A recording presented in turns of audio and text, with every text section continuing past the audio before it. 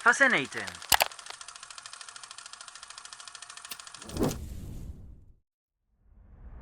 What would the greatest mind in history discover this time, in a galaxy far, far away? Welcome to Da Vinci's Adventures, where science meets wonder, and Leonardo da Vinci explores the stars, the machines, and the mysteries beyond Earth. Drawn by a strange ripple in the heavens, Leonardo stepped into the vast cosmos of the Star Wars galaxy. He arrived not by ship, but through a shimmering fold in space, landing on the dunes of Tatooine. The sky was foreign, the air dry, yet his eyes lit up with curiosity. What strange forces shaped this world? What machines and marvels awaited his quill? Leonardo's first steps landed him in the heart of Tatooine's Mos Eisley, a bustling desert port teeming with beings from every corner of the galaxy. The heat shimmered off rusted metal and domed stone. In a dusty alley, he found a strange blackened groove scorched into the wall, perfectly smooth as it burned by pure energy. Nearby, a fragment of glass had fused into the sand, cooled into crystal, a sign of a weapon, yes, but not of gunpowder or steel. His journey then led to the metallic belly of the Death Star, vast and cold like a floating cathedral. Corridors hummed with restrained power. In a forgotten maintenance bay, he uncovered a disassembled mechanical dome, its insides layered with delicate circuits and miniature arms. Along the wall, scratches, not of age, but of intentional toolwork, and there, a trail of small, precise tracks across the dusted floor. Last, he traveled to the Jedi Temple ruins on Octu, a place silent but alive with unseen tension. In the carved stone, he observed clean, deep gashes, slices through rock, not by tool, but by something impossibly hot and sharp. The air tingled with unseen force. I must understand them. Leonardo murmured. Now we will enter Leonardo's private notebook as he studies the wonders he discovered in the Star Wars universe. R2-D2, Automatonus Astromechanicus. Leonardo first turned his attention to the small, dome mechanical creature known as R2-D2. What fascinated him most was not its shape, but its mobility system. How such a compact construct could traverse terrain with apparent ease and precision. He began by sketching the central leg mechanism, noting how the unit balanced itself on a tri-leg design that adjusted angles based on ground contact. The wheels were not simple wheels. They were gyroscopic, each embedded in a swiveling socket, allowing smooth rotation and realignment without the need to lift or tilt. He then dissected its internal wheel casings in his mind's eye. Within, he imagined miniaturized tension coils, springs, and rotary joints working in concert, absorbing shock and distributing weight evenly. He compared this to the carts of Florence, inefficient, lumbering, and concluded this machine used weight-shifting geometry. Its speed, he calculated, must be regulated by a fine-tuned gear system housed in the lower compartment, with exhaust ports providing small propulsion boosts during descent. He wrote, I have never seen motion in a machine so clever, as if it were a creature taught to walk by the stars themselves. Blue lightsaber, lamina lucus caelestis. What could slice stone, hum like a tuning fork, and yet emit no heat to touch? Leonardo studied the blue lightsaber, focusing on the plasma blade's containment, a marvel that defied his earthly knowledge. He began with the hilt, metallic, compact, with no visible blade until activated.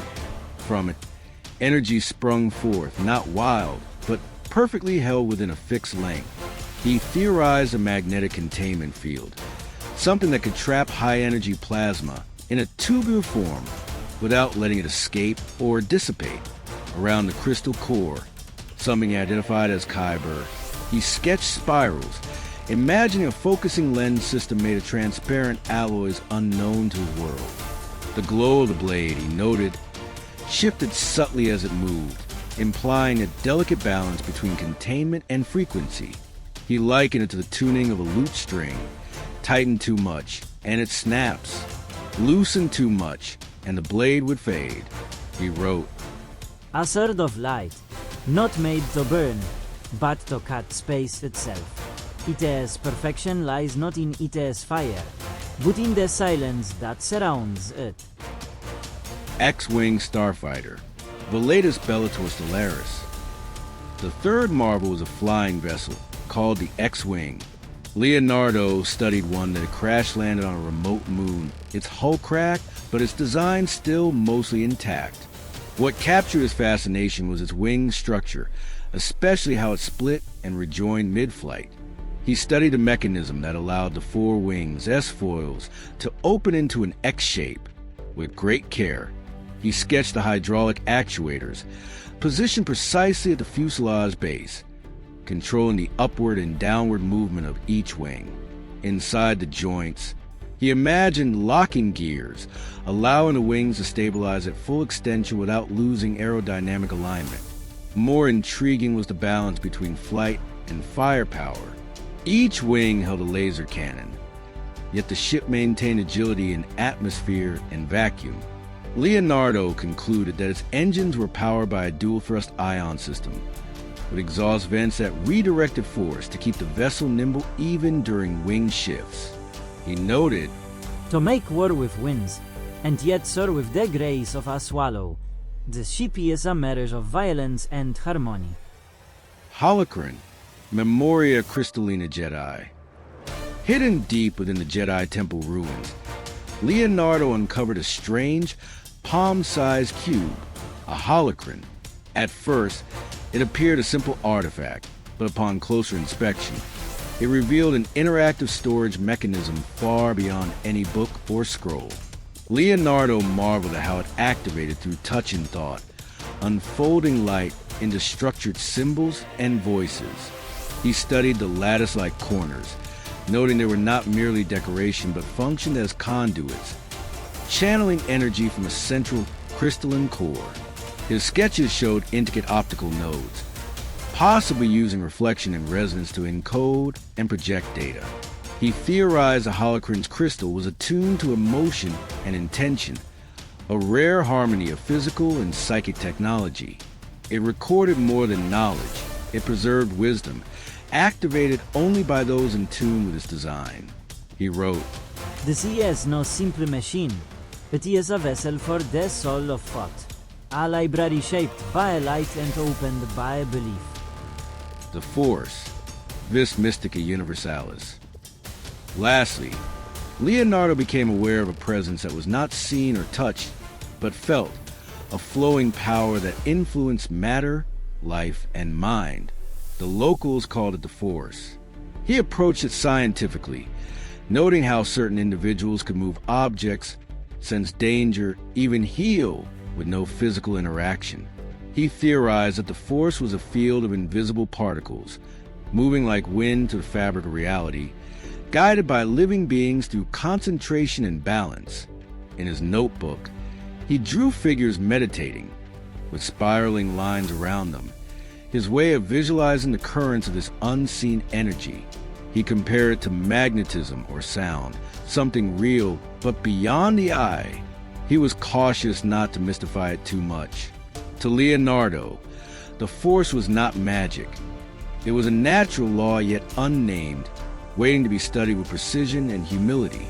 He noted, "This force, it binds life like gravity binds stars. It is the breath between motion and stillness." And so, Leonardo closed his journal, ink still drying on wonders from across the stars. Which discovery amazed you most? What will Leonardo uncover next? Where will he journey? Thank you for watching, and don't forget to subscribe.